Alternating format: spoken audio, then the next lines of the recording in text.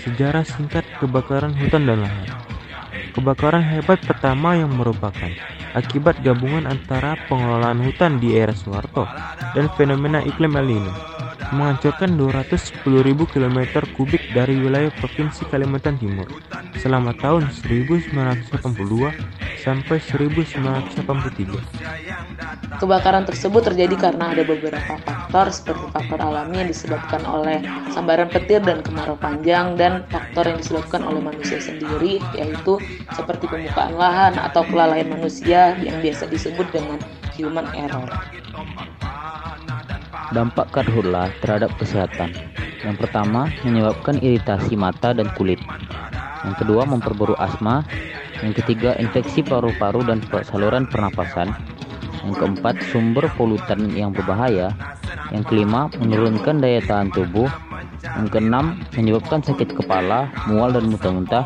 Dan yang terakhir, batuk refleks karena teriritasi oleh lendir di bagian tenggorokan. Yang pertama, sifat fisik.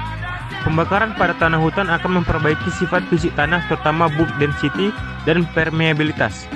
Pembakaran serasa akan membuat tanah menjadi lebih tidak padat. Yang kedua, kimia.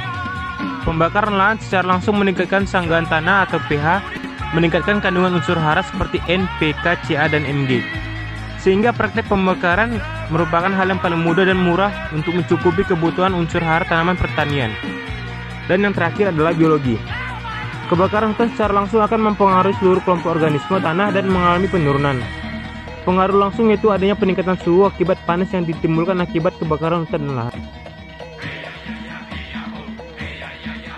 Secara ekologis, kebakaran juga menyebabkan hilangnya vegetasi di atas permukaan tanah, hilangnya unsur hara melalui asap, penurunan proses dekomposisi serasa tanah menjadi semakin kompak, dan rendahnya infiltrasi tanah. Oleh karena itu, perlu dilakukan kegiatan rehabilitasi untuk memperbaiki dan meningkatkan kembali produktivitas lahan pasca kebakaran.